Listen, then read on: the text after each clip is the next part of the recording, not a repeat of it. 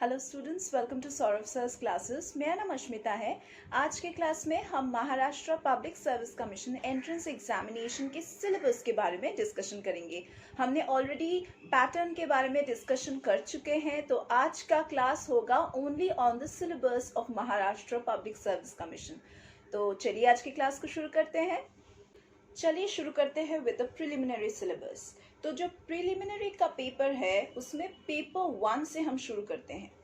Paper 1 में होगा current events of state, national and international importance. फिर होगा हिस्ट्री ऑफ इंडिया में से question, specially with reference to Maharashtra, क्योंकि ये महाराष्ट्र पब्लिक सर्विस कमीशन है।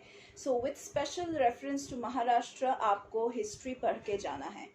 And of course Indian national movement. आपको क्वेश्चंस मिल सकता है from the geography of Maharashtra, India, as well as from the world geography also. इसके अलावा आपको physical, social, economic geography of Maharashtra, फिर economic geography of India as well as of the world, यहाँ से भी क्वेश्चंस मिल सकता है। नेक्स्ट आपको मिल सकता है questions from the polity and governance of Maharashtra as well as in India, that is its constitution, the political system, the panchayati raj, the urban governance, फिर public policy, rights and issues, and so on. Then you will also get questions on economic and social development, sustainable development, poverty, inclusion, demographics, social sector initiatives, and so on. Next आपको questions मिल सकता है from general issues on environment, ecology, फिर biodiversity के ऊपर questions मिल सकता है, क्लाइमेटिक चेंजेस के ऊपर क्वेश्चंस मिल सकता है। लेकिन कोई स्पेशल सब्जेक्ट स्पेशलाइजेशन रिक्वायरमेंट नहीं है। ये एक जनरल इशू के ऊपर आपको क्वेश्चन मिलेगा, क्योंकि ये सारे हॉट टॉपिक्स हैं और ये सारे चल रहा है, हमारे क्लाइमेट में चेंजेस हो रहा है, तो इसके ऊपर ही आपको क्वेश्चंस मिलेगा। नेक्स्ट आपको क्वेश्चंस मिलेगा फ्रॉम जनरल साइंस। नेक्स्ट हम डिस्कस करेंगे about the paper 2 syllabus, which comprises of questions based on comprehension, interpersonal skills including communication skills, फिर logical reasoning, analytical ability, decision making and problem solving questions, फिर general mental ability, basic numeracy, that is based on numbers and their relations, order of magnitude and so on. और ये जो सारे maths होगा ये basically 10th level से होगा, so you do not need to worry about क्या कितना high standard का होगा, ये बहुत ही easy level का होगा। So just take out your class 10 maths book and start practicing all the chapters and do it consciously so that you can just finish it off within a short span of time and prepare yourself for the other parts also. तो इसके अलावा आपको मिल सकता है questions from data interpretation, that is you are going to have questions from statistics part also, that is on charts, graphs, tables, data sufficiency and so on, and all these would also be from the class 10th level only.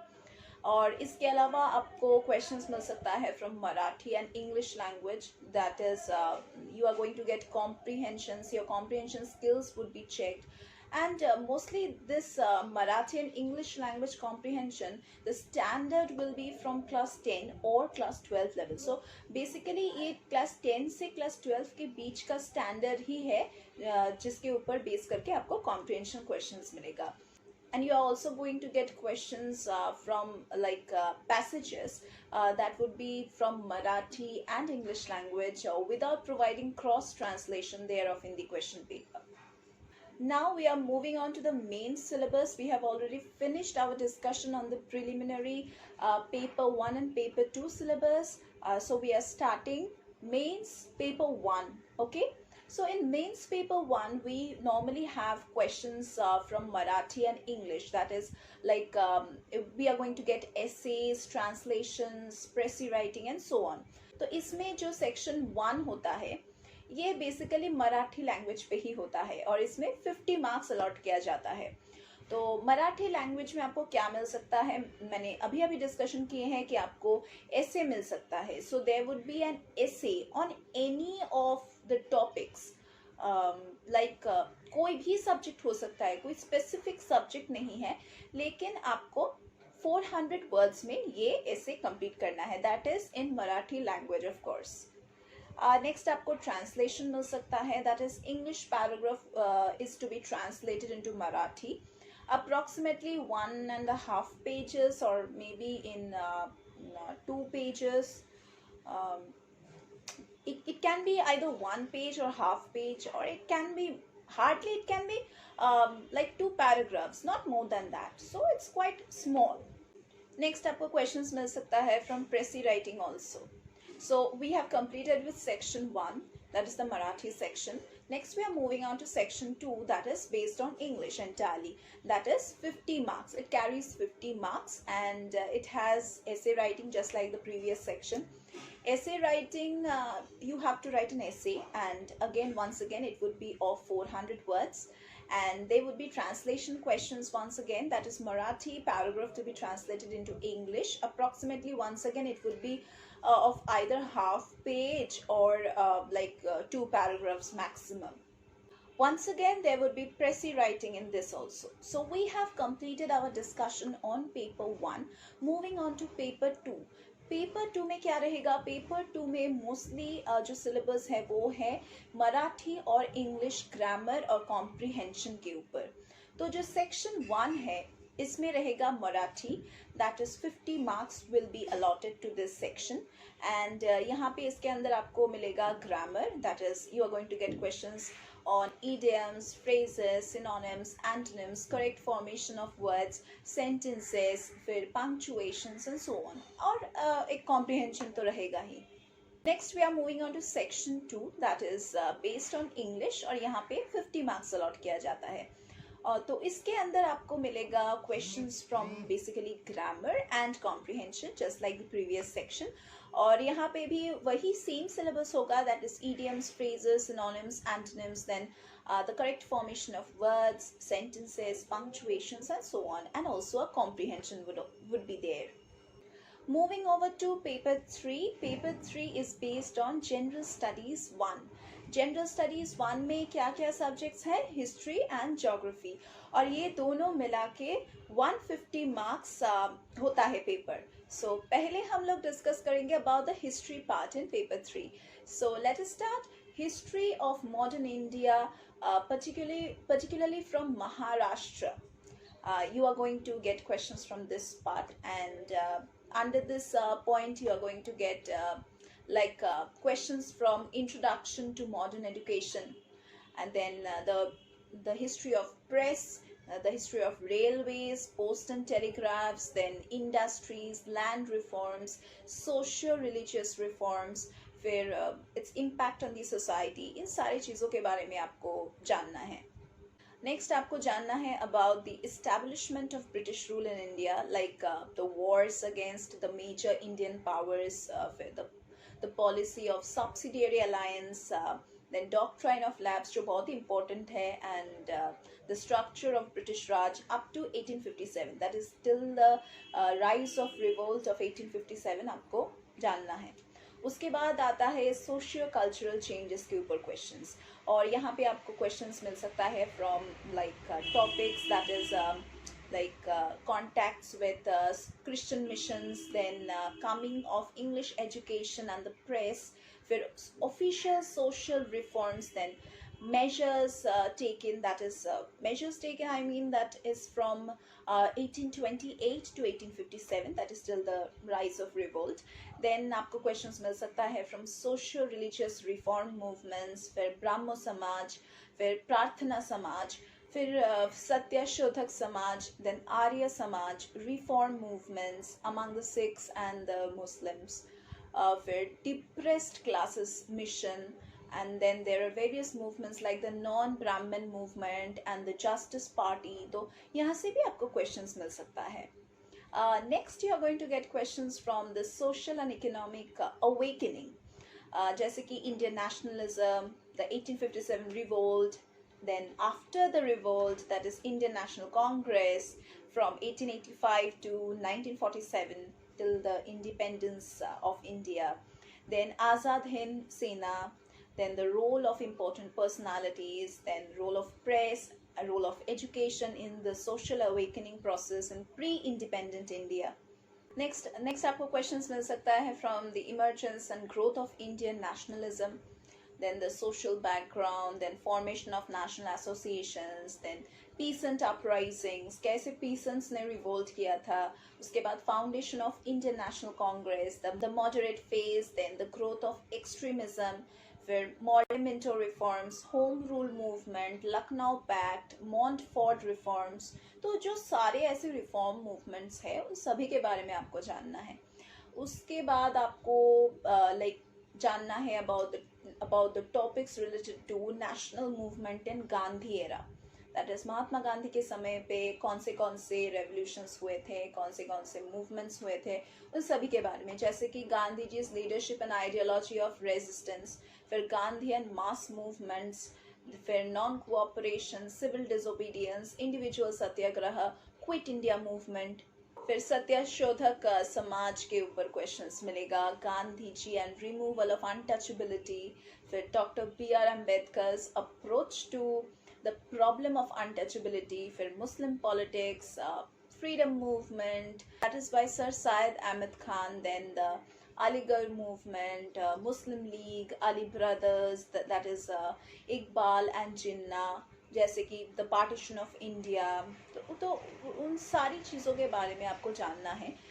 फिर unionist party, Krishak Praja party, politics of the Hindu Mahasabha, फिर communists and the India freedom struggle, उन सभी के बारे में भी आपको जानना है. एंड इसके अलावा आपको क्वेश्चंस मिल सकता है from Congress socialist party, like its function, how it was formed, फिर women in the national movement, states peoples movements, leftist movements जैसे कि peasant movements, tribal uprisings, trade union movements and adivasi movements. तो इन सारे मूवमेंट्स में से भी आपको क्वेश्चंस मिलेगा. उसके बाद आपको क्वेश्चंस मिल सकता है from India after independence, that is the consequences of partition, फिर the integration of princely states, linguistics reorganization of the states, फिर Nehru's policy of non alignment, Samyukta Maharashtra movement, major political parties, their personalities involved in those, and the relations with the neighboring countries, then India's role in international politics, progress in agriculture, industry, education, science and technology, then emergence of Indira Gandhi's leadership, liberation of Bangladesh, non-alignment under Indira Gandhi, then coalition governments in the states, and then students unrest, फिर Jayaprakash Narayan and emergency, terrorism in Punjab and Assam. तो ये जो modern India में जो होता रहा है उसके ऊपर भी आपको क्वेश्चंस मिलेगा. Naxalism, Maoism, then environmental movements, फिर women's movement, ethnic movement, इन सभी में से आपको क्वेश्चंस मिलेगा. और उसके बाद आपको क्वेश्चंस मिल सकता है from the selected social reformers of Maharashtra, उनके आइडियोलॉजी, उनके वर्क्स, जैसे कि गोपाल गणेश अगारकर के ऊपर आपको क्वेश्चंस मिल सकता है, महात्मा फूले के ऊपर आपको क्वेश्चंस मिल सकता है, एम.जी. रानाडे, फिर प्रबोधनकर थकारे, महर्षि कार्वे के ऊपर, राजर्षि शाहू महाराज के ऊपर, फिर महर्षि वित्तल शिंदे के ऊपर, बाबा साहेब अम्बेडकर के ऊपर, लोकमान्य तिलक के ऊपर, महात्मा गांधी के ऊपर, विनोबा भावे के ऊपर, विनायक डी सावरकर के ऊपर, फिर अन्ना भाव साठे के ऊपर, क्रांतिवीर नाना पाटिल के ऊपर, लाहूजी साल्वे के ऊपर, कर्मावीर भावराव पटेल के ऊपर. तो ये जो सारे नाम मैंने मेंशन किए हैं वो बहुत ही इन्वॉल्व थे सभी मूवमेंट्स में और बहुत ही इम्पोर्टेंट फिगर्स हैं, हिस्टोरिकल फिगर्स. सो आपको इन सभी के लाइफ स्टोरी, किस तरह से वो लोग फ्रीडम फाइट में इन्वॉल्व हुए थे, प्लस हमारे इंडिपेंडेंट इंडिया में उनका क्या कंट्रीब्यूशन था, इन सभी के बारे में आपको जानना ही पड़ेगा. उसके बाद आपको क्वेश्चंस मिल सकता है from cultural heritage of Maharashtra, that is from ancient to modern, and here the topics can vary from performing arts, that is dance, drama, films, music, folk arts, फिर लावनी, तमाशा, powada, Bharat, and other folk dances which are there in Maharashtra. फिर visual arts, that is architecture, painting, sculpture, festivals. फिर the impact of literature and socio psychological development of Maharashtra. फिर भक्ति, दलित, urban and rural literature. तो इन सभी चीज़ों के भी knowledge होना चाहिए आपको.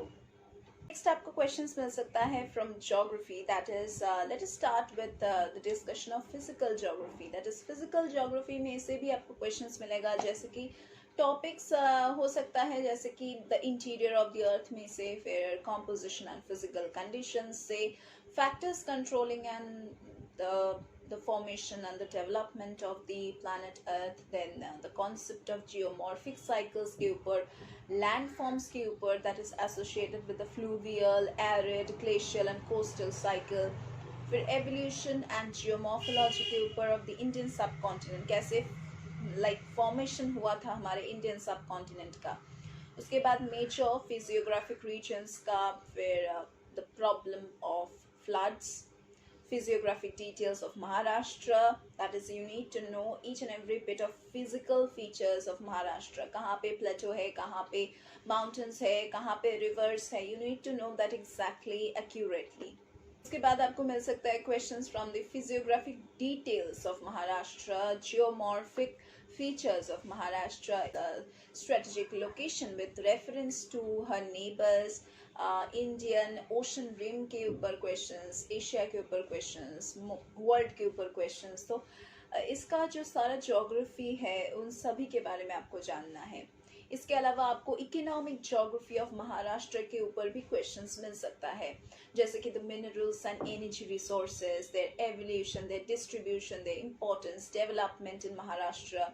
फिर tourism in Maharashtra, religious tourism, फिर medicinal tourism, eco tourism, cultural heritage, reserved forests, animal sanctuaries, फिर national parks, forts in Maharashtra, tiger project. उसके अलावा आपको क्वेश्चंस मिल सकता है from the human and social geography of Maharashtra, जैसे कि माइग्रेशन ऑफ पॉपुलेशन, फिर कॉजेस, उनके इफेक्ट्स, फिर शुगर केन कटिंग लेबरर्स के ऊपर क्वेश्चंस, जैसे कि the effects of their migration on source and destination areas.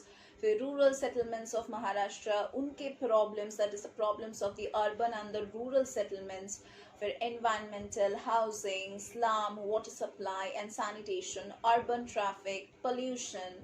तो ये जो सारे टॉपिक्स है ये तो मॉडर्न डे में हो ही रहा है, तो इसके बारे में भी आपको जानना है.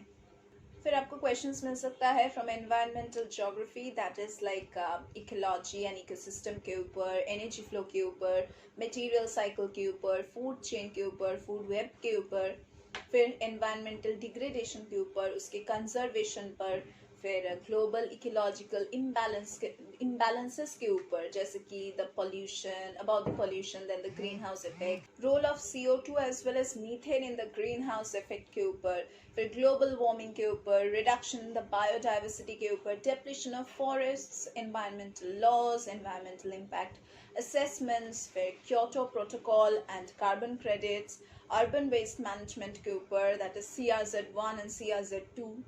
Then आपको questions मिल सकता है from the population of geography, that is with the causes and consequences of migration, rural and urban settlements, sites, situation, types, size, spacing and morphology, urbanization process and problems, or rural and urban fringe, फिर sphere of urban influence and regional imbalances.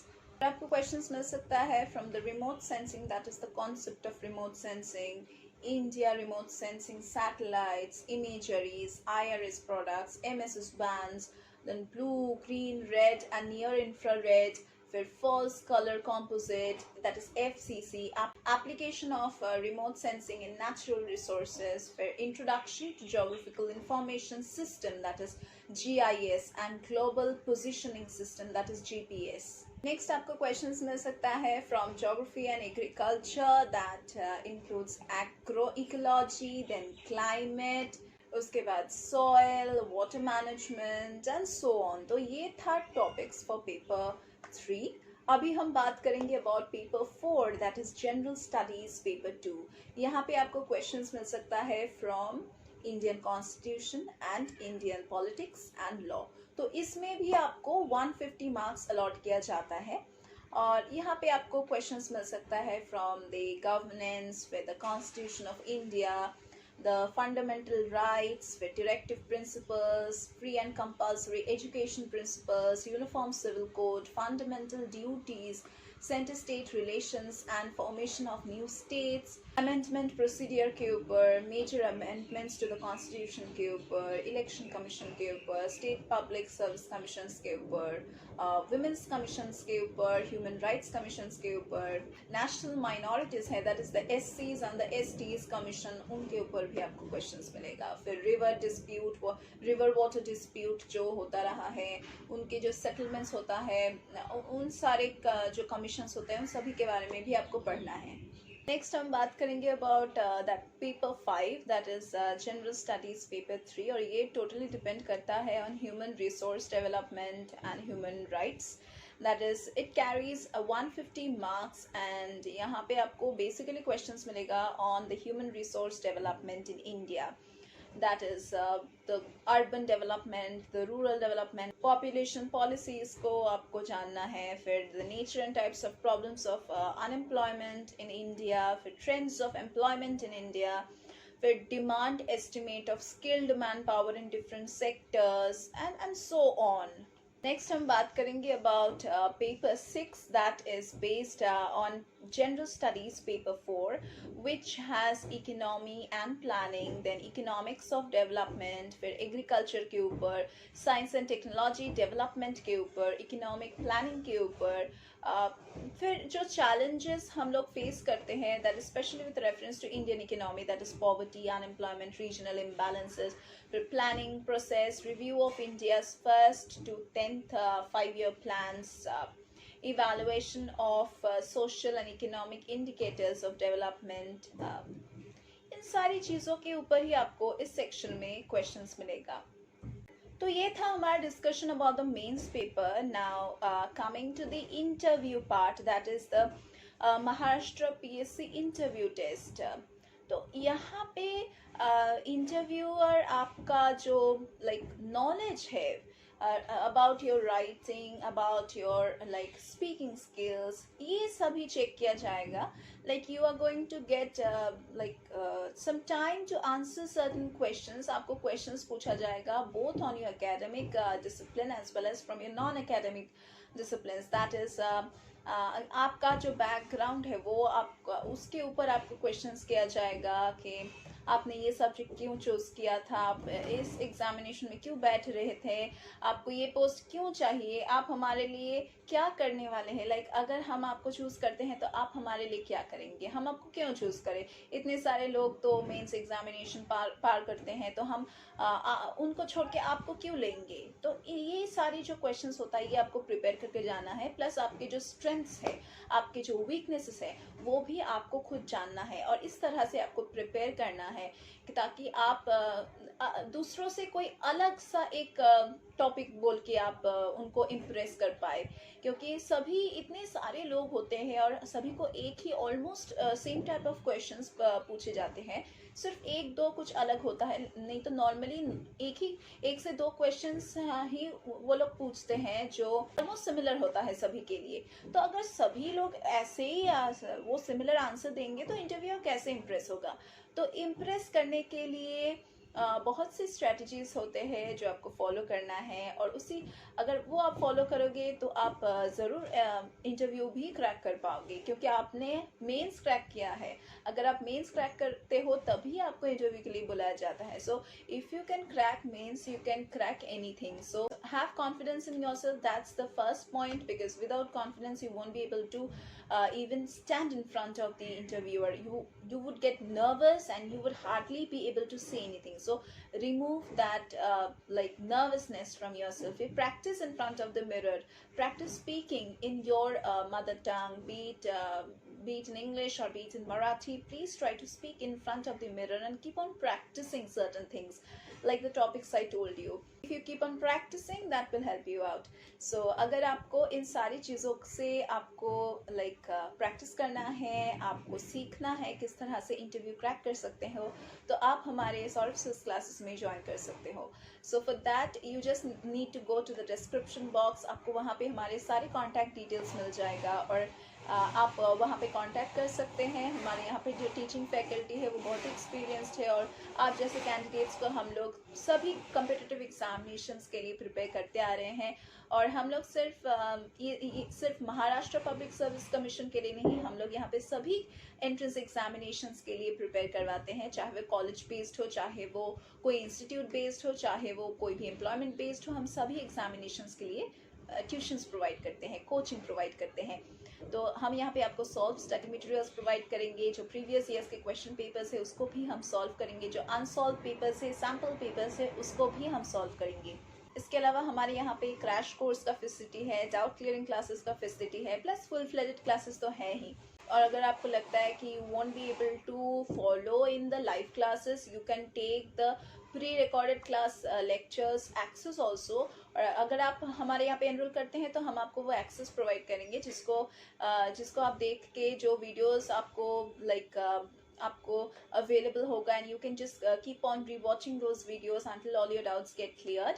And आपको सारे topics में ये pre recorded lectures मिल जाएगा. इसके अलावा भी अगर आपको कोई डाउट्स होता है तो आप हमारे डाउट क्लियरिंग क्लासेस में भी ज्वाइन कर सकते हैं. आपको स्पेशल असिस्टेंस मिलेगा. So that was all for today's class. We are going to meet again in our next classes.